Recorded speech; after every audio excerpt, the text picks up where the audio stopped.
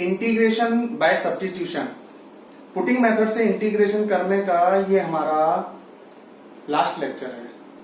कोशिश करेंगे इसमें सारे जितने भी बाकी बचे हुए कॉन्सेप्ट हैं उनको डिस्कस करने की। तो आइए स्टार्ट करते हैं। जैसे कि आपने देखा इस मेथड में हम कहीं ना कहीं डिफरेंशिएशन का यूज करते हैं, तो कुछ डिफरेंशिएशन के टर्म्स को आप डायरेक्ट अब याद रखेंगे। जैसे कि मैंने आपको बताया रूट एक्स का डिफरेंशिएशन 1/2 रूट एक्स, और जो अंदर है वो उसका डिफरेंशिएशन आपको करना है, यानी कि 1 जो अंदर बैठा है उसका डिफरेंशिएशन करना है। एक बात हो, जैसे डिफरेंशिएशन के केस में मैंने बोला था आपको कि पावर डिक्रीज होती जाती है, आपको अच्छे से ध्यान रखना है ऐसे, राइट। लेकिन 1 अगर है तो उस केस में वो पावर इंक्रीज होती जाएगी, ठीक है। इस बात को अच्छे से ध्यान रखना है, राइट। कुछ फंक्शन बताता हूं। Sign x plus cos x, आप इसका डिफरेंशिएशन करके देखो। इसका डिफरेंशिएशन आ जाएगा कोस एक्स और इसका डिफरेंशिएशन आ जाएगा minus sign x. Minus common निकालने के बाद में, क्योंकि मैंने बोला था माइनस माइनस से फर्क नहीं पड़ता है, तो इसका डिफरेंशिएशन ये आया। यानी अगर प्लस है ना तो उसका डिफरेंशिएशन माइनस वाला आता है। और मैं आपको बोलूंगा कि अगर माइनस है तो इसका करके देखो, ये आएगा कोस एक्स और कोस का माइनस साइन एक्स तो प्लस साइन एक्स, तो ये प्लस आ गया प्लस। तो माइनस वाले का डिफरेंशिएशन प्लस और प्लस वाले का डिफरेंशिएशन माइनस। इस बात को अच्छे से नोट कर लीजिएगा, ठीक है।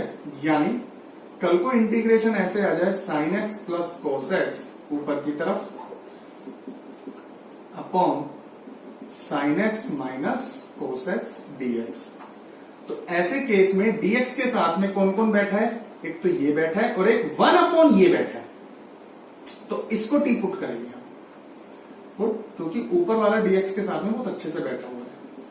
Sign x minus cos x को टी, इसका हो गया cos x plus sine x. अब देखो ऐसे मत लिखना डीएक्स, ये गड़बड़ कर दोगे। इसका मतलब है कि डीएक्स केवल इसके साथ ही है, आप हमेशा ऐसे लिखना। ये चीज चेक होती है बहुत अच्छे से। तो इसको second third from equation 1, 2 and 3 I is equal to तो dt अपॉन टी। फिर अपन आप सोल्व कर सकते हैं। तो log mod t प्लस सी है ना, फिर कोई log mod और t की वापस से value sign x minus cos x plus. Copy कर लीजिएगा इसको, ठीक है। इसको समझना। अब ट्रिग्नोमेट्री का एक और कॉन्सेप्ट इसमें यूज होता है, इस बात को और देखना। देखो कहीं अगर ये लिख रखा है 1 प्लस साइन 2x, इसको समझिएगा ये क्या है। साइन 2x को मैं ब्रेक कर सकता हूं 2 साइन x कोस x, यानी जो एंगल यहां आता है उसका हाफ एंगल यहां आता है। अपने को फॉर्मूले से पता चल जाता है। तो उसके अकॉर्डिंग मैं 1 को लिखता हूं sine square x plus cos square x, 1 को, और ये प्लस। तो 1 को मैंने लिखा sine square x plus cos square x, ये प्लस, और साइन 2x आ गया 2 साइन x कोस x, ठीक है। तो अब इसको हम क्या लिख सकते हैं, इसको लिख सकते हैं sine x plus cos x का होल स्क्वायर।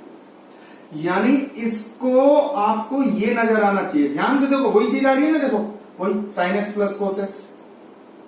ये कहीं ना कहीं इस तरीके से इंटरलिंक्ड होते हैं, एक दूसरे से कनेक्टेड होते हैं। अब मैं आपको बताता हूं 1 को ना, अभी मैंने लिखा sign square x plus cos square x. मैं आपको एक चीज क्लियर कर देता हूं, 1 को मैं ये भी लिख सकता हूं sign square x by 2 plus cos square x by 2, ये बता देता हूं।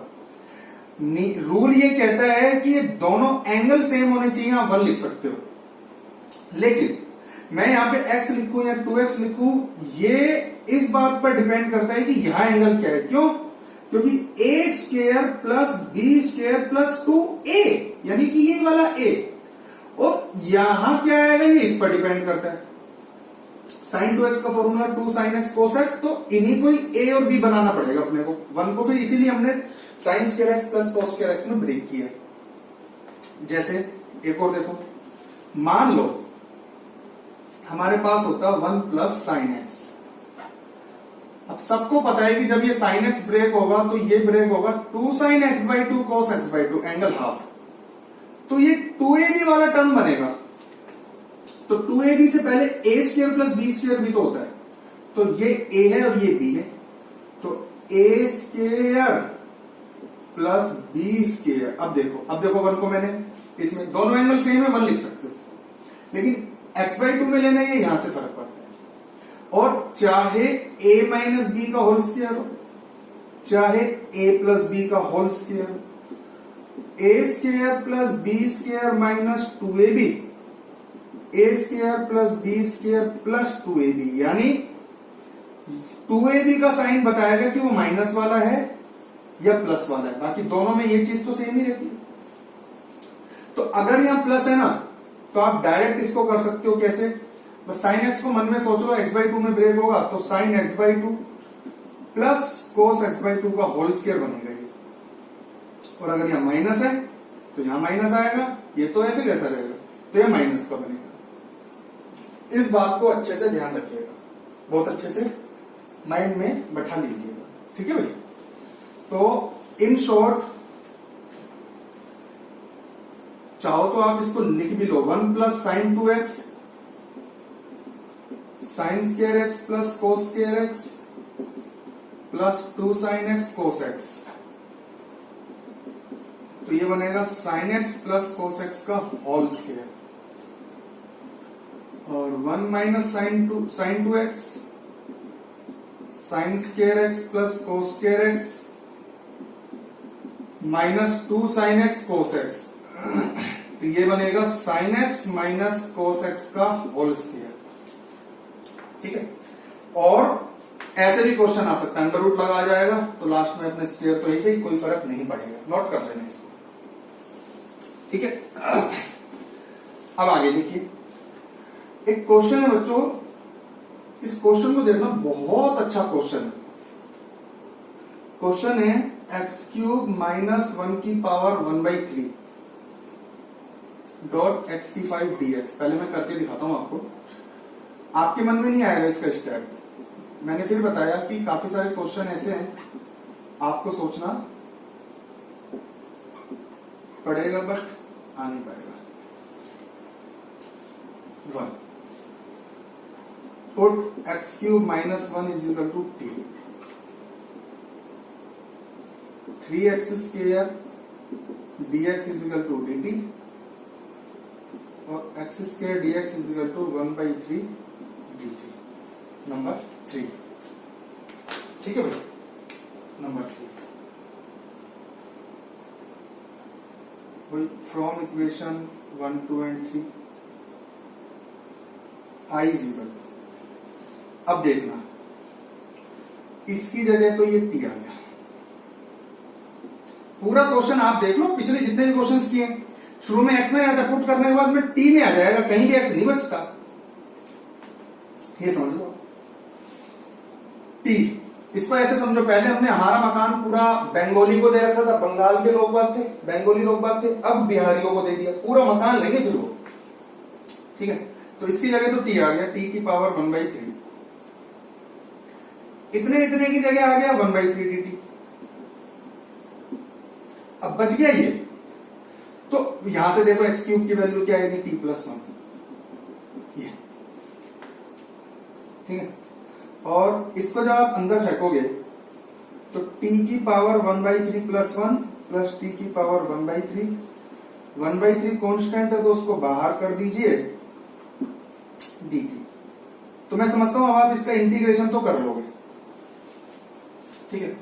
अब मान लीजिए मैं पुटिंग मेथड में आपको एक बात दिखाता हूं कि सर मैं अगर इसको पुट करता तो put x cube is equal to t, कोई प्रॉब्लम नहीं है। फिर 3x square dx is equal to dt, वही स्टेप। और फिर x square dx is equal to 1/3 dt। समझो एक बार, स्टेप को एक बार समझिए, कहना क्या चाह रहा हूं मैं।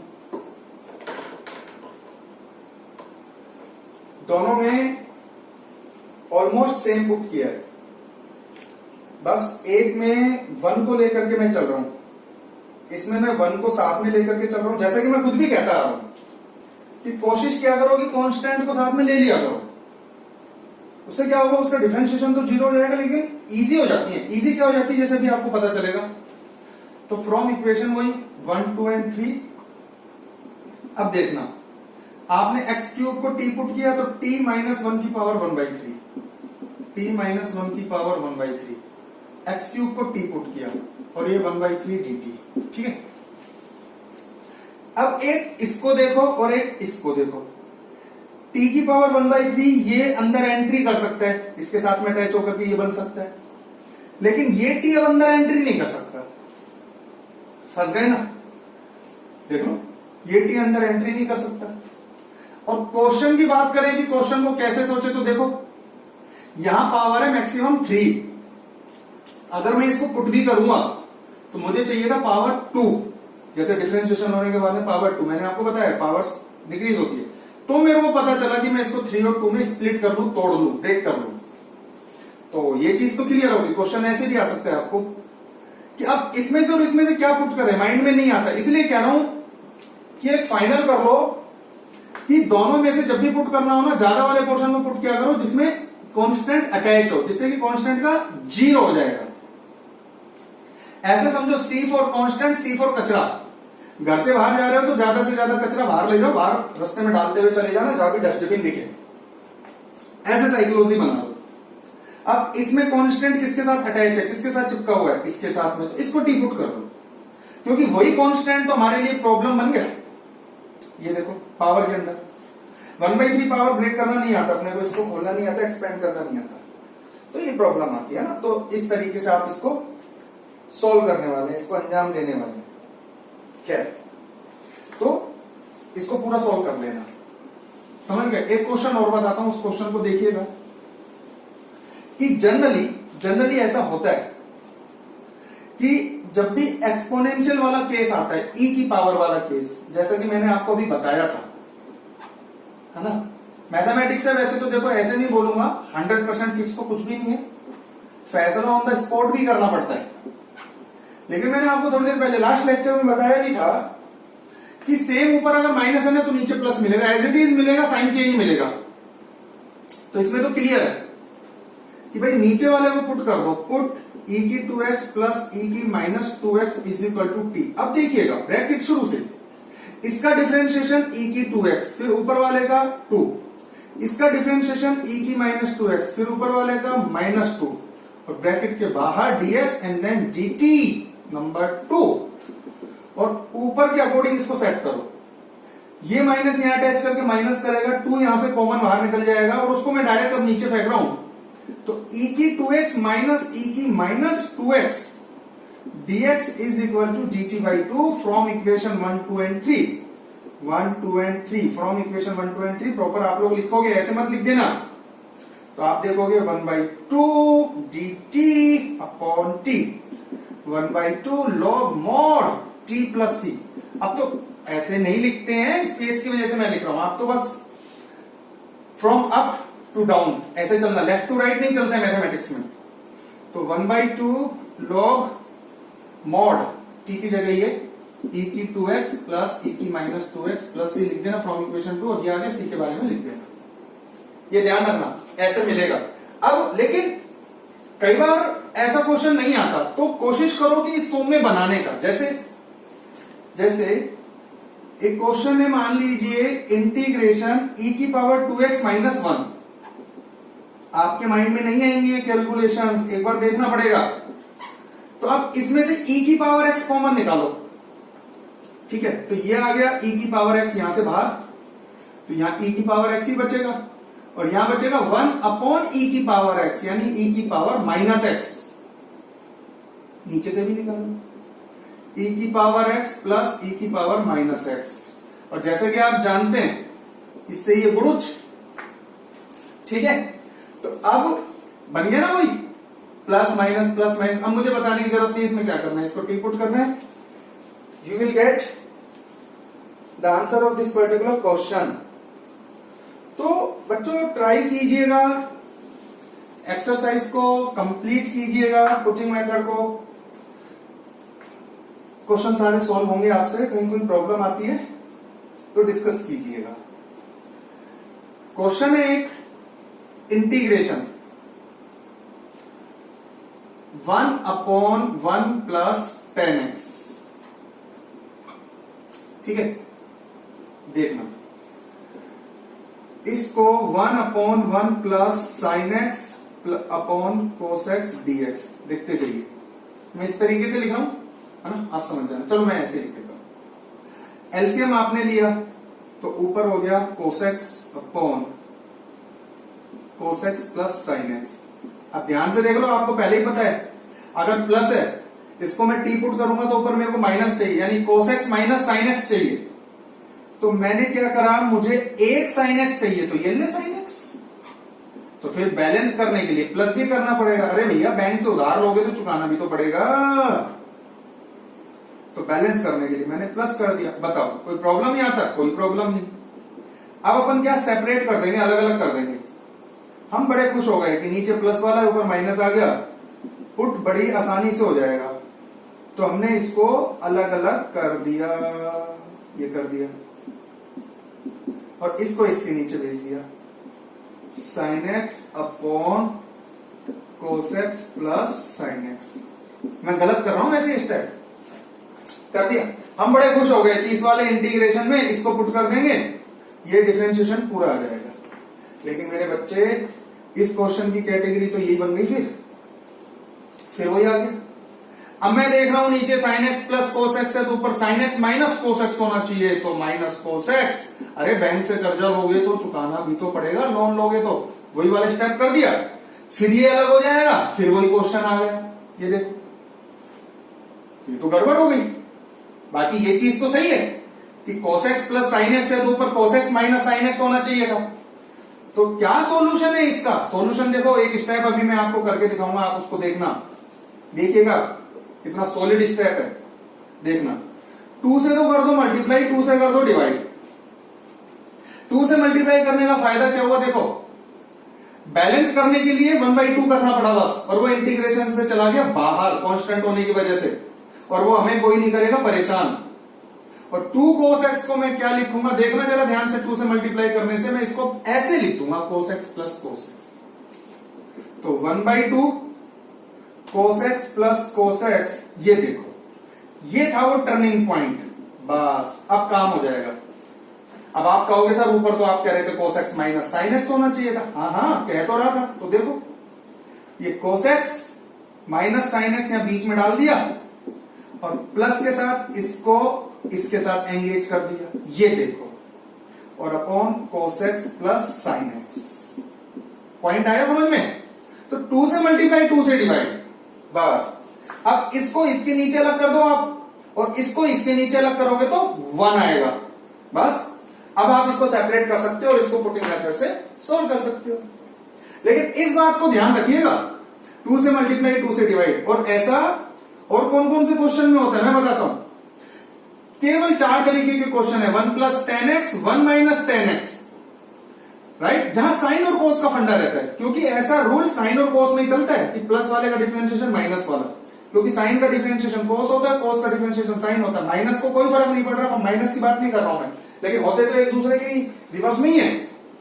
तो यहां ऐसे 4 तरीके के क्वेश्चन है कि इंटीग्रेशन 1/1 + 10x ऐसा आ जाए तो सेम करना है, इंटीग्रेशन 1/1 - 10x सेम पैटर्न पे काम करना है, इंटीग्रेशन वही साइन और कोस के हिसाब से तो फिर कोट भी आ सकता है, कोट एक्स, बस कोस अपॉन साइन हो जाएगा, और इंटीग्रेशन 1/1 - कोट एक्स। 4 तरीके के क्वेश्चन के नेचर को मैंने यहां पे डील कर दिया है। तो बच्चों, इंटीग्रेशन बाय सब्स्टिट्यूशन के जितने भी क्वेश्चंस थे, जितने भी कॉन्सेप्ट थे, मैंने उनको डिस्कस कर दिया है। आपको पीडीएफ सेंड कर दी जाएगी, आप इनको ट्राई कीजिएगा। कोई प्रॉब्लम आता है तो मेरे को व्हाट्सएप कीजिएगा, और नेक्स्ट लेक्चर में हम नेक्स्ट कॉन्सेप्ट के ऊपर चलेंगे। और यकीन मानिए, इंटीग्रेशन बहुत टिपिकल टॉपिक है, आगे जाकर के बहुत परेशान करेगा। तो पीछे के सारे लेक्चर अच्छे से क्लियर करने के बाद ही आप आगे मूव कीजिए, और जितने भी डाउट्स हैं उनको व्हाट्सएप कीजिए। व्हाट्सएप नंबर आपको यहाँ स्क्रीन पे शो हो रहा है, और नेक्स्ट लेक्चर में मिलते हैं। तब तक के लिए ऑल द बेस्ट।